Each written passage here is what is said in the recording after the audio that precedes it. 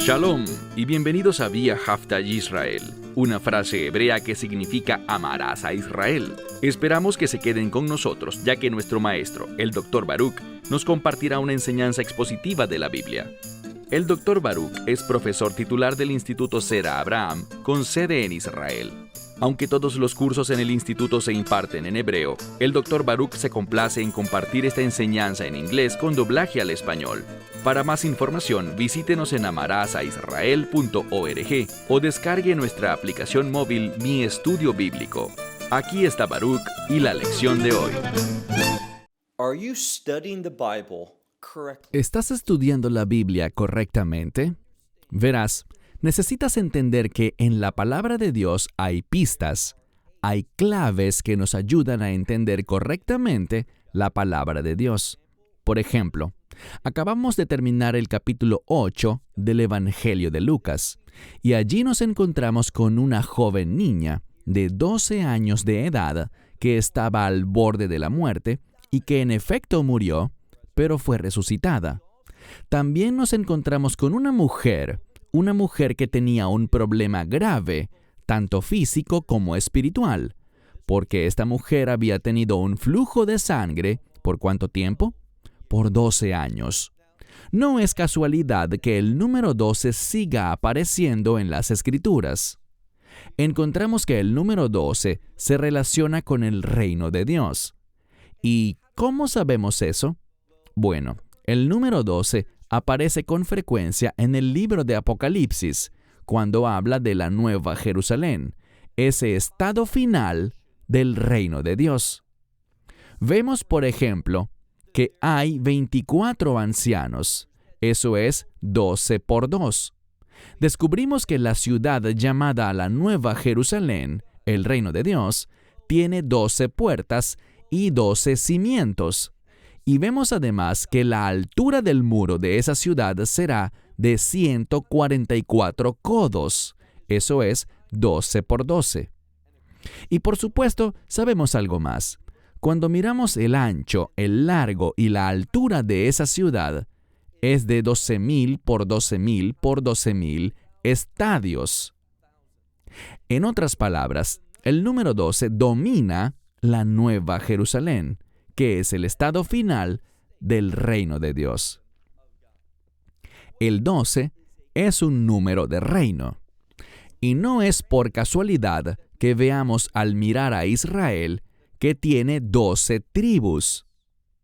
Asimismo, cuando el Mesías Yeshua eligió a los discípulos que se convertirían en apóstoles, Él eligió a 12.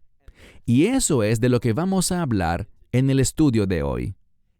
Y vamos a ver que el trabajo, el llamado, el ministerio que el Mesías dio a sus discípulos tenía una conexión con el reino. Ve conmigo al libro de Lucas, capítulo 9.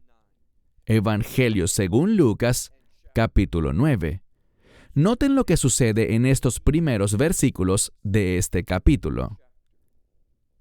Verso 1. Y, habiendo llamado a sus 12 discípulos, así que el Mesías ahora se está preparando para encargar a estos 12 discípulos, es decir, asignarles una tarea. Y esta tarea es fundamental.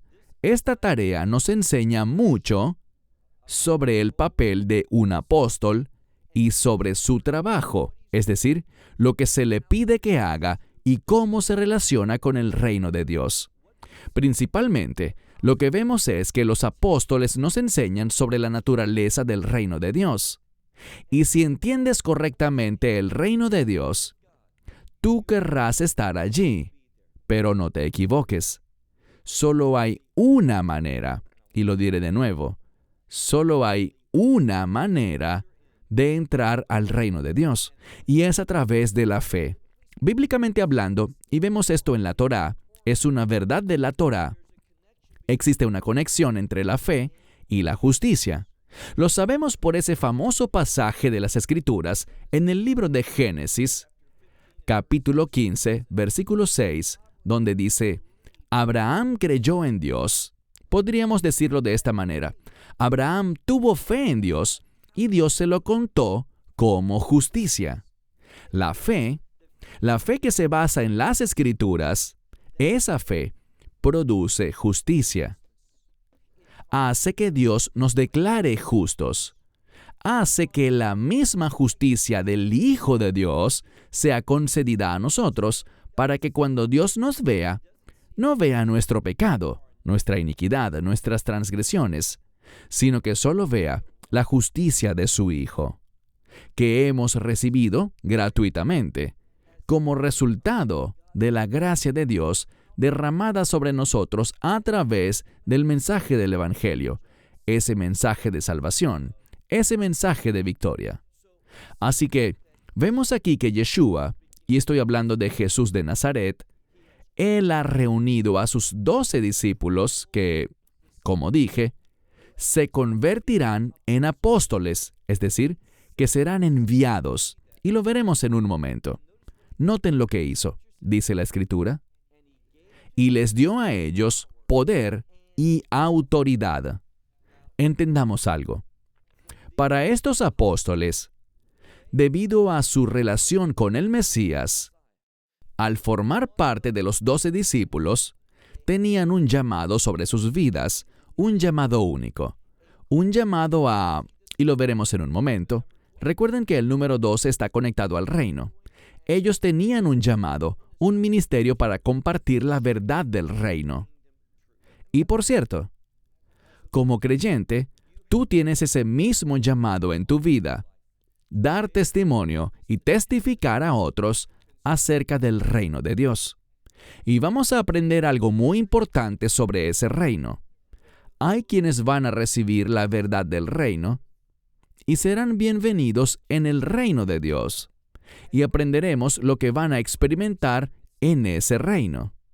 Pero también hay otros que no van a recibirlo.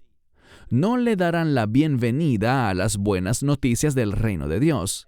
Y ellos serán, como hablamos la semana pasada, ellos serán expulsados fuera, afuera del reino. Noten lo que dice aquí. Él les dio poder y autoridad. Dice primero poder, pero con ese poder viene autoridad. Poder y autoridad sobre todos los demonios y enfermedades para sanar. Así que dos cosas muy específicas, poder y autoridad. Un poder y autoridad que deben ser utilizados contra todo lo que está relacionado con el mundo demoníaco. La influencia proviene del maligno, de Satanás. La influencia demoníaca tiene el propósito de causar adversidad en la vida de una persona. Entonces, estos apóstoles, estos 12 discípulos, han sido llamados a salir con un poder que es mayor que el del mundo demoníaco, mayor al que tiene el enemigo de este mundo. Y me refiero al diablo o Satanás. En segundo lugar, también les dio autoridad. Autoridad sobre los demonios. Y también el poder y la autoridad para sanar enfermedades. ¿Y qué vemos aquí? Lo que estamos viendo es la victoria sobre el enemigo y la restauración contra los planes del enemigo. ¿Entiende esto?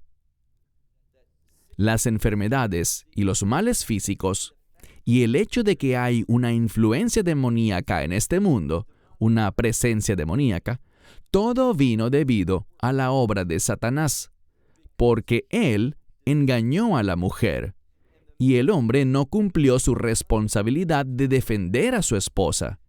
Debido a eso, a que la mujer fue engañada y a que el hombre eludió su responsabilidad, el pecado entró a este mundo con todas las consecuencias del pecado. Todas esas cosas que nos traen dolor, tristeza, problemas y dificultades de todo tipo. Pero aquí están las buenas noticias. A través de la fe en el Evangelio, a través de entrar en esa nueva relación de pacto con el Mesías Yeshua, podemos tener poder para vencer y autoridad contra todo lo que está en contra de los propósitos del reino. Esto es lo que Él nos promete. Así que, poder y autoridad sobre los demonios, sobre todos los demonios, y también este poder y autoridad para sanar enfermedades y dolencias. Mira ahora el verso 2. ¿Qué hizo Él? Bueno, les dije que estos discípulos se convirtieron en apóstoles, y la palabra apóstol simplemente significa uno que es enviado. ¿Y qué hizo Él? Leamos con detenimiento el verso 2. Y los envió. Los envió con una tarea. Esa tarea era proclamar el reino de Dios. Si eres sabio y sigues las instrucciones de este libro, la Santa Biblia, entonces vas a buscar con determinación el reino de Dios. Te interesarás en entender de qué se trata su reino. Y sabemos que el Mesías nos dio numerosas parábolas con el fin de entender el reino de Dios. Para saber cómo entrar al reino, para conocer cómo es el reino y, oye bien, lo que la fe en el Mesías, que es el rey de ese reino, lo que la fe producirá en la vida de un creyente, los cambios, y seré muy específico, los cambios de justicia que la fe en el Mesías producirá. Y eso causará una restauración en ti al carácter del reino. Recuérdalo, anótalo. La fe en el Mesías producirá en ti una restauración al carácter del reino. En tu hablar, en tus pensamientos, en tus acciones y en cómo lo haces todo, el reino dominará. Y esto es lo que le está enseñando a sus discípulos. Mira de nuevo el verso 2. Y los envió a proclamar el reino de Dios y a sanar enfermedades. Y de nuevo, se repite la palabra sanar con una palabra diferente aquí, por cierto. La primera que se usó habla de algo terapéutico, algo que devuelve a la persona a su estado correcto, a un funcionamiento y operatividad normal. Pero aquí usa otra palabra que simplemente significa poner las cosas en orden, devolverlas a lo que estaban destinadas a ser. Y podemos traducir esto simplemente con la palabra sanar, en este caso, enfermedades y dolencias. Entendamos algo. Las enfermedades y dolencias siempre son consecuencia del pecado. Pero tengamos cuidado porque a veces las enfermedades y dolencias son el resultado del pecado de una persona porque hicieron algo, pero también necesitamos darnos cuenta de que a veces el pecado, de hecho, muchas veces, la razón por la que alguien está enfermo, por la que tiene un malestar, no tiene nada que ver con algún pecado en particular que haya hecho él o alguien más. La razón es que este mundo está manchado con pecado. Es decir, debido al pecado original, enfermedades y males entraron al mundo. Y por circunstancias de la vida nos pueden suceder a todos. Esto significa que si estás en cierto lugar, en cierto momento, te toparás con una enfermedad allí. Alguien está enfermo, alguien es contagioso, y tú contraes esa enfermedad o ese mal. No por algún pecado particular que tú o alguien más haya cometido, sino por el pecado original, porque la enfermedad y las dolencias forman parte del mundo. De la misma manera, debido a ese pecado original, existen otras enfermedades que quizás no contraes porque sean contagiosas, sino simplemente porque están en este mundo. Y hay ciertas cosas que las desencadenan. ¿Qué cosas? Una variedad de cosas. Pero este es el mensaje.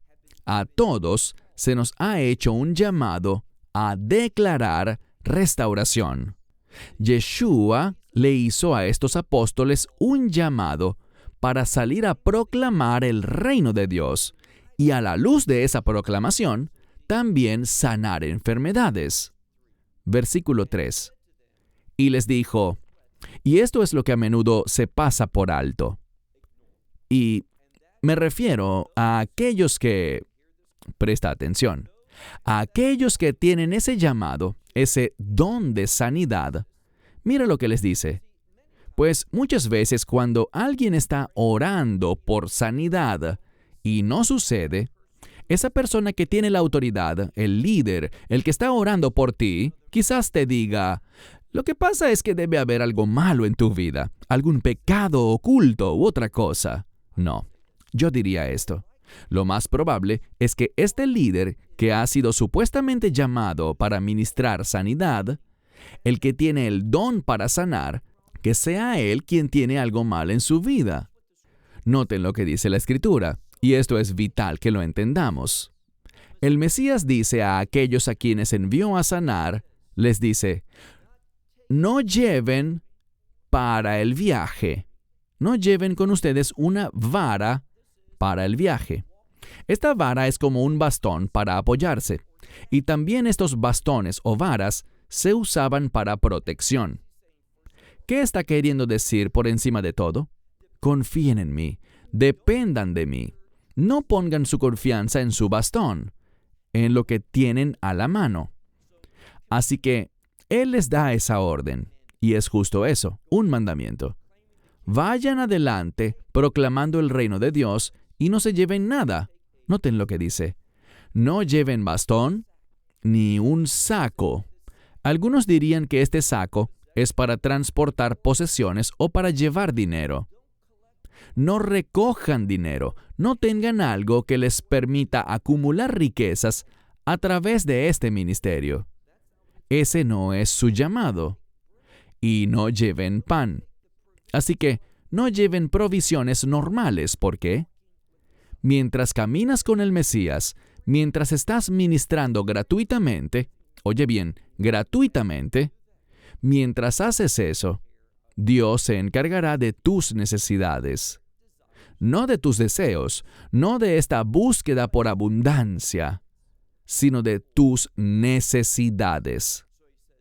Así que dice, no lleves bastón, no lleven saco o bolsa de dinero, no lleven pan, ni dinero, ni dejen que alguno de ustedes, noten lo que dice, tome 2 túnicas, solo una. Ahora, ¿por qué les dice todo esto? Bueno, es interesante lo que muchos estudiosos opinan. ¿Recuerdan a los hijos de Israel en el desierto? Dice la Biblia que sus vestiduras no se desgastaron. Eso fue algo milagroso. Tampoco sus pies se hincharon. Viajaron en ese desierto por tantos años, en condiciones extremas, y en cuanto a su ropa, solo tenían un juego, pero su ropa permaneció. No sufrió lo que llamamos en hebreo blai, es decir, deterioro y desgaste, porque lo que se les llamó a hacer en ese desierto, en ese lugar tan difícil, era confiar, depender y creer en Dios. Y todo el tiempo durante ese viaje, atravesando ese desierto por 40 años, Dios proveyó, y proveyó sobrenaturalmente.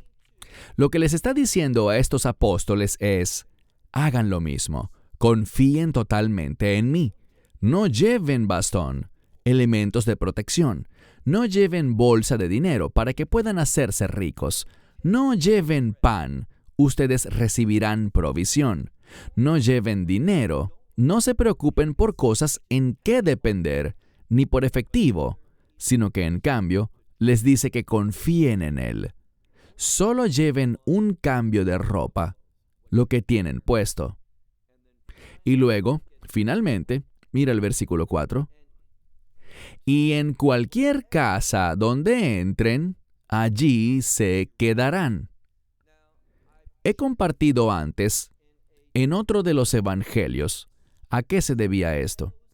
Para que estos apóstoles pudieran ejercer una gran influencia en esa familia, y que esa familia, luego de que los apóstoles se fueran, manifieste un cambio. Así que los apóstoles, estos 12 discípulos, ellos, y presumiblemente no todos los 12 se quedarían en una misma casa, se dispersarían en varias casas, viajarían por distintas aldeas. No iban necesariamente todos juntos, sino que se dividieron en grupos de 2 en 2. ¿Y qué sabemos?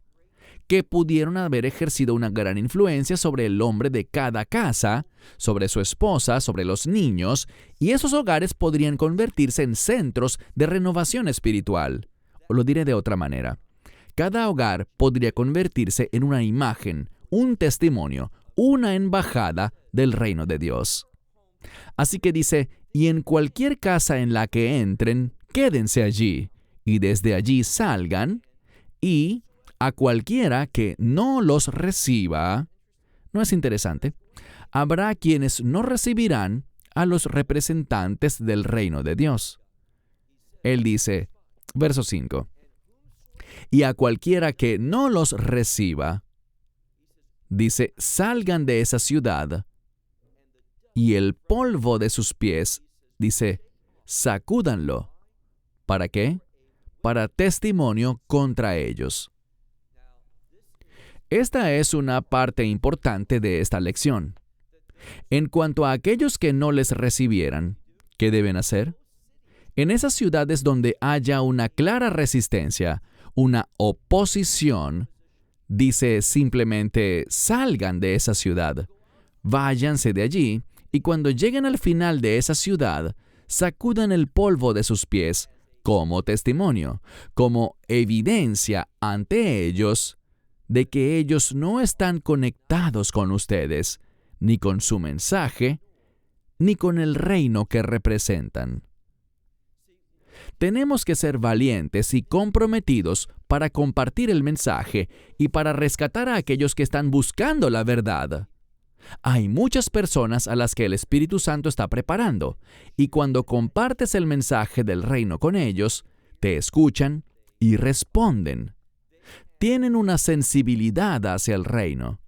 Esos son a los que se supone que debemos buscar, como pescadores y cazadores, buscando personas que se convertirán en los miembros que llenarán el reino de Dios. Así que dice, cualquiera que no los reciba, y podemos entender esto como, al que no les dé la bienvenida ni a ustedes ni al mensaje, salgan de esa ciudad y sacudan el polvo de sus pies como testimonio en su contra. Y luego dice, mientras van adelante y pasan por cada una de las aldeas. Es interesante porque dice aldeas, es decir, no está ignorando a las ciudades, pero está poniendo el énfasis en comunidades pequeñas. Obviamente, irán también a grandes ciudades como Jerusalén, Beerseba, Siquem, ciudades más grandes. Pero también no se olviden de los pequeños pueblos. No se olviden de esos lugares que a menudo ni siquiera tienen un nombre. Dios se preocupa por todas las personas. Dios está buscando a todas las personas. Su mensaje es un mensaje para todas las personas. Así que es muy significativo que veamos no el término ciudad, sí lo vimos anteriormente en el texto cuando leíamos, por ejemplo, ese pasaje de las Escrituras en el verso anterior, el verso 5. Pero al llegar al verso 6, hay un cambio a las aldeas. ¿Y qué se supone que deben hacer? Noten que encontramos allí una palabra de la que obtenemos el término en español para evangelizar. Y esa palabra evangelizar tiene que ver con proclamar buenas noticias. Ahora, incluye una palabra para buenas noticias y el término bueno se relaciona con la voluntad de Dios. Esto es importante porque nos dice que aquellos que son candidatos para el reino de Dios tienen inherentemente el deseo de cumplir la voluntad de Dios. ¿Es en eso en lo que está arraigada tu fe? ¿Aceptaste el Evangelio porque te interesa el reino de Dios y cumplir la voluntad de Dios?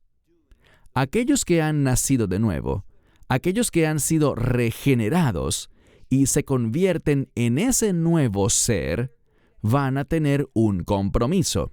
Lo diré de una forma más fuerte. Van a tener pasión por la voluntad de Dios.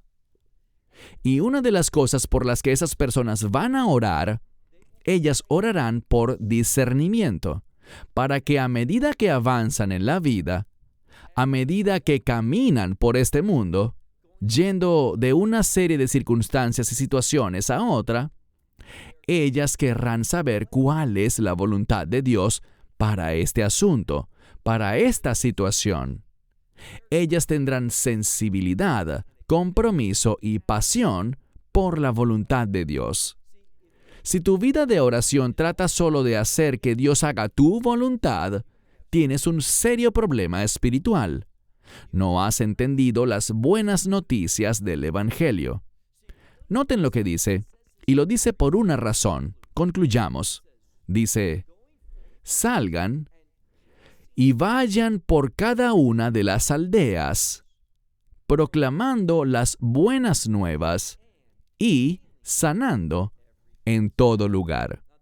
Esa sanidad es sinónimo de restauración. Habla sobre las buenas noticias que ponen las cosas en orden. Te haré una pregunta. ¿Quieres tener el orden de Dios en tu vida? De eso es de lo que se trata. En eso es en lo que un verdadero discípulo está interesado. Por eso es por lo que está orando. Es con lo que está comprometido. Su enfoque está en la restauración a la voluntad de Dios. Su anhelo es el orden de Dios, los propósitos de Dios y los planes de Dios para su vida. Y así es como esta persona ora. Dios, enséñame tu voluntad para que me someta a ella y ayúdame a someterme a tus planes y propósitos. Esta restauración de reino, siempre está conectada con la voluntad de Dios. Así que examina tu vida de oración. ¿Eres realmente alguien que está orando para desempeñar un papel con total fidelidad, agradando plenamente a Dios, sirviéndolo y cumpliendo su voluntad para tu vida y siendo influencia en la vida de otras personas para que también ellos puedan experimentar la voluntad de Dios? Hay una relación inherente entre el Evangelio, el reino y la voluntad de Dios. Y solo cuando lo entendemos y nos comprometemos con esto, entonces y solo entonces seremos individuos que experimentan esa unción del Espíritu Santo que nos guía, nos dirige, nos capacita y nos da su perspectiva para ver las cosas de la manera correcta, es decir, entendiendo cuál es verdaderamente su voluntad. Esperamos que te hayas edificado con el mensaje de hoy y lo compartas con otros. Te invitamos a seguir nuestros estudios cada semana por este canal y por el portal de YouTube de Amarás a Israel. También puedes descargar nuestra aplicación móvil gratuita, Mi Estudio Bíblico.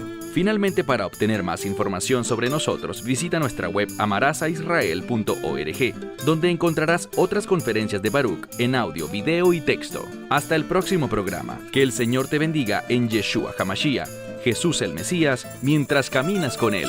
Shalom desde Israel.